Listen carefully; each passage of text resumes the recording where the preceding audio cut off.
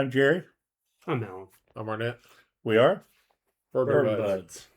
Guys, check out our newly created Discord server, Bourbon Buds Community. I'd like to see you over there. I'll drop a description down below, a link so you can subscribe to that server. We're having a lot of fun over there so far, so we'd like it if you joined us. And Been good activity. Yeah. It really has. After years of drinking bourbon, I realized the bottles I enjoy the most aren't the ones I worked hardest to get. I've been thinking about something over the last few days, and honestly, it surprised me. I realized I really don't care if I ever acquire a BTAC bottle. No, you don't get me wrong. If I do, I'd be super happy. That'd be awesome. But I'm not chasing it anymore. And that's a weird thing to say when you're into bourbon. I want to be clear right up front. This isn't knock on BTAC. Prestige bottles or rare bourbon in general. I've had several of them. They're amazing. Some of them are really good. But what hit me was this. The ones that I've had didn't blow me out of the water the way I expected them to. yeah, that expectation is a big part of it. And exactly. When something is talked about the way BTAC is talked about, you expect it to be life-changing, defining moment of your bourbon career or bourbon journey. Like, this is the pour that ruins everything. And for Or me, makes everything. Yeah. And for me, that just didn't happen. What really made this click for me was I was thinking about what I actually pour, not the special occasions. I'm not trying to impress somebody, but just randomly sitting down after a long day of work, having a pour and just relaxing. And I was honest with myself. The bottles that I reach for aren't the rarest that I own. That's a big realization, though. A lot of people don't want to admit that. Yeah, because it feels wrong when you say it. It's the bottles that you expect to have that presence. It's supposed to be life-changing, but it isn't. For me, just like bottles of 107, Taylor, Eagle Rare, Jack Daniel's Toasted. These are bottles that I can easily get, kinda-ish. But less expensive, they're approachable, they're always consistent. And I don't feel like I'm wasting a pour if I don't finish it all the way. Yeah, and you're more relaxed when you drink them. You're not worried about, I'm drinking a $500 bottle, a pour of it. So. Yeah, you're not upset if you pour somebody some of it and then they just don't want it. And which you shouldn't be anyway. That's what it's truly about. It's about the relaxation and what the conversations that we have around the bottle. Yeah, that Brotherhood of Bourbon we talk about all the time. Yeah, exactly. Allan, I think part of it is the pressure. When you finally get one of these bottles, you're not just tasting the whiskey, you're tasting the expectation, just that dream you've been chasing. And that's such a good way to put it. When you crack that bottle and you have that pour, you're always thinking how hard it was to get and what other people think of the bottle. Well, that causes you to put extra flavors in there sometimes, or enjoyment that may not even be there. Exactly. Like you taste it in a blind, and you get something like a BTAC, one of that, like you get a Pappy 23 next to something like a Buffalo Trace, and you might like the regular Buffalo better in a blind. Yeah, just because of the name on the bottle, sometimes you throw extra stuff in there. You're trying to make it something that it's really not. And exactly. We actually proved that. Actually, when we done our foolproof blind, we done a Weller foolproof, which is so rare to get, hard to find MSRP, up against benchmark foolproof. What do you know? The banger bottle won. Yeah. So there's no expectation with blinds because you don't know exactly what you're drinking. Mm-hmm. So, and you're not, when you're just enjoying the pour, you're not, when you're trying to taste something that you've chased and you've paid X number of dollars for, I mean, you're not really enjoying the pour anymore. You're setting yourself up almost for failure. Yeah. Meanwhile, you drink your regular bottles. You sit down with your everyday pours, your Jack Toasted, your 107, your Eagle Rare. You're not trying to decode anything of that bottle, the flavors people are getting, the expectations. You're just sitting there enjoying it. Exactly. And I want to say this. I'm not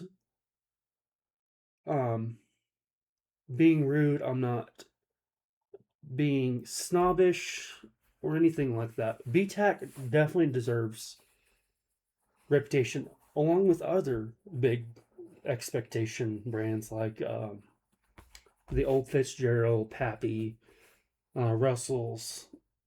It's amazing craftsmanship what they can put into that. It's amazing the age and everything they put in that bottle. They usually are very good. It's just, is it worth the chase? Especially when you're adding secondary on top of it. I know, because that's usually where the majority of people are going to find one of those. It's on a secondary market. Yeah. And if those are your favorite pour, then I'm happy for you. Yeah, I mean, nobody's saying it's No, wrong. no, There's nothing wrong with it at all. If your favorite thing is mellow corn, then by all means, enjoy the heck out of it. Yeah, we've always said on this channel, drink it how you like it. If you like to pay $600 for a George T. Stagg and mix it with Coke, that's your jam. I mean, drink it how you like it. It's not the aspect of me putting down the pours that I've had. I'm grateful for those people who bought those bottles and brought them for us to experience. All the George T. Staggs, the Wellers, William LaRue Weller, the Handies, the Sazeracs, they're phenomenal pours. And I'm extremely grateful. That's one thing I do not want to have on me that I'm not grateful, because I truly am. It's a once in a lifetime experience to try those if you never get to try them. Certainly, absolutely. So it's just, and the enjoyment didn't scale to what I thought they were going to be. You think they're going to be this big old grand bottle, like I said, it's going to change your life. But I had it. It's like, it's okay. I've had better. But it's really leading up to the legacy. You're paying for the legacy. You're paying for the age. You're paying for the story of the bottle. And the biggest thing I wish newer bourbon connoisseurs, collectors, or bourbon drinkers, I want to tell you guys, don't put your biggest expectation on the biggest bottles, the rarest bottles. It's the smallest bottles, the small craft distilleries. What's there shouldn't be an end goal you're putting on anything for just that bottle to chase. Like if you can get to that, it's the journey rather than the goal, because there's always going to be some new distillery that's doing something fun, or even some of the bigger distilleries. There's so many different secondary aging things they're doing now, different types of wood that they're starting to do different things in, or they're putting staves in for stuff. There's always something new. So just the chase after the really expensive bottles, if you get a chance to try them, never going to turn it down. But the chase of them, just it's the chase that's the fun part. It's not the destination. So, and all the people you meet along the way and all the wonderful flavors, you're going to find somebody who loves something that you hate completely, and you're going to love something that they hate or don't like. And it's just the difference in palates and the difference in where everybody's at. And I just want to make something clear here as well.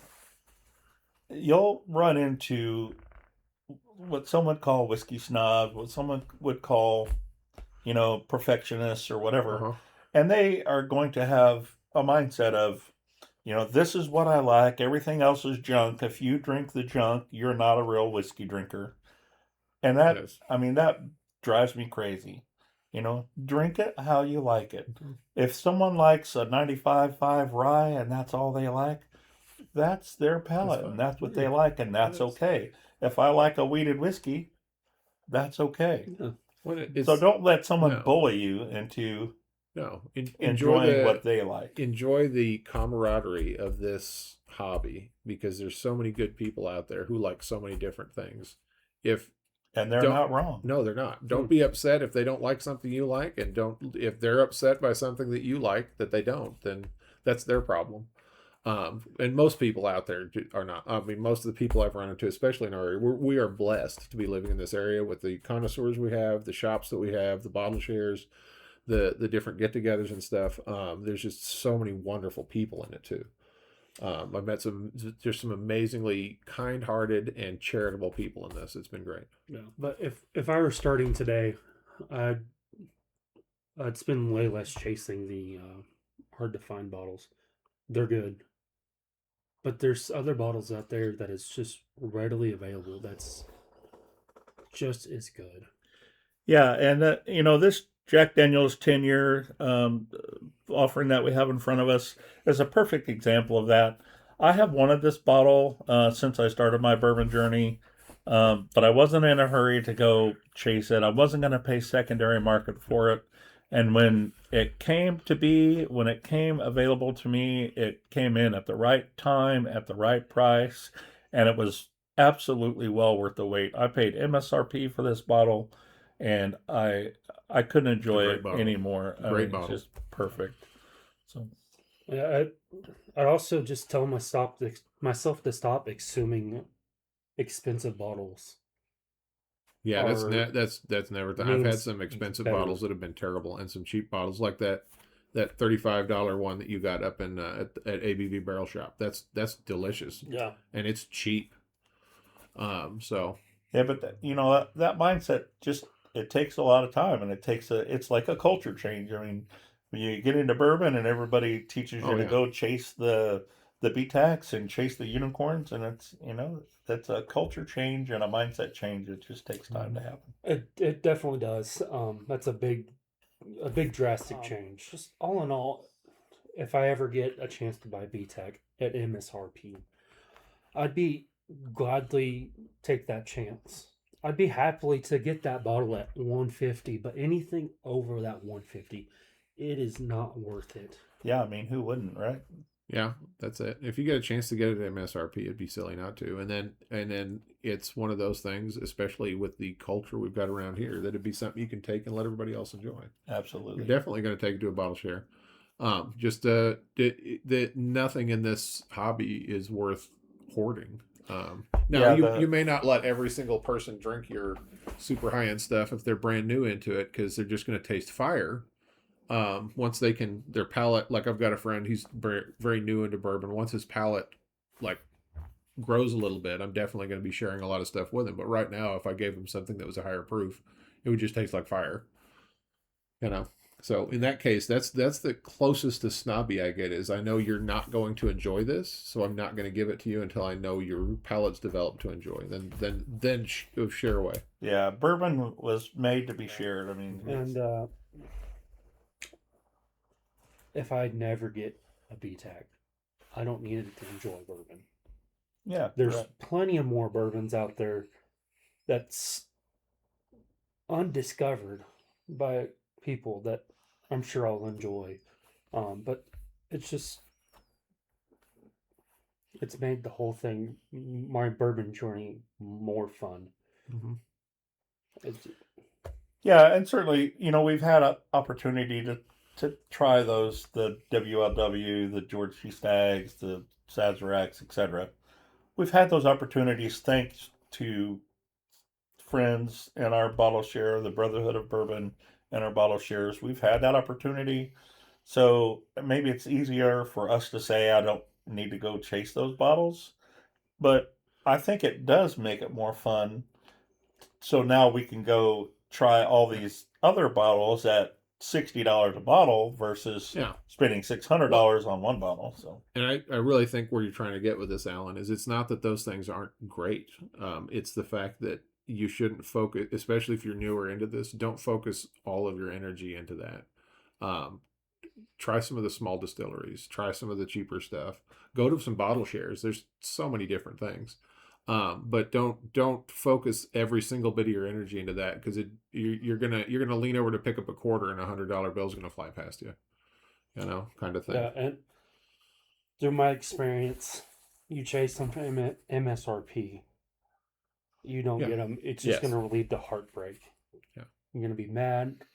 I've experienced this past few months. We had the Total Wine raffle. I was kind of hurt. It's like, well, why don't I get a chance? The raffle at Hy-Vee for the end of the year, they moved it. We didn't get a chance to get a bottle. You were pretty disappointed. I was disappointed. I was hurt. But taking that out of it, that's actually when I realized this whole thing. Yeah. About You're letting losing a bottle that you might get a chance to try or get later, just because you didn't get it then on that raffle because we missed the time, cause you a lot of strife. Mhm. When this is a hobby of enjoyment. Yep. So I'll give another example of this, and Allan and I kind of experienced this firsthand. I missed that end of the year bottle raffle at Hy-Vee because I had a good friend that in my poker league that was moving away to Texas, and the only day we could have his going away poker tournament was on the day of the bottle share. And Allan's like, no, I'm not missing that bottle. I mean, not the bottle share, but the raffle. So I'm not missing that raffle. I got, there's going to be BTAC there. I'm not going to miss a raffle. I said, Allan, they always going to make more bourbon, but they're not going to make more friends that are moving away. Just don't let this stuff ruin the rest of your life, kind of thing. Enjoy it where you can get it. Chase it if you can. Again, myself only MSRP. But don't get disappointed if you don't get something too bad, and don't let it ruin other parts of your life to chase something. And luckily, we salvaged the day that day. Me and you just went out bourbon hunting, and salvage it. But just through the heartbreak and everything, that's what I've learned, and I just wanted to share it with you guys. It's just something that came from my heart, just like the video you've done, the Brotherhood. This is something that actually meant a lot to me, and I just wanted to share it with all you guys. So if you're chasing that bottle, be patient. Yeah. Enjoy what you have. Reach for the bottles that you enjoy the most, and just enjoy the Brotherhood. Mm-hmm. Yeah, don't forget to check out our Discord server again. There's a link down below. Check out our Facebook, Instagram, and TikToks as well. For now, I'm Jerry. I'm Allan. I'm Arnett. Keep on sipping. Please drink responsibly.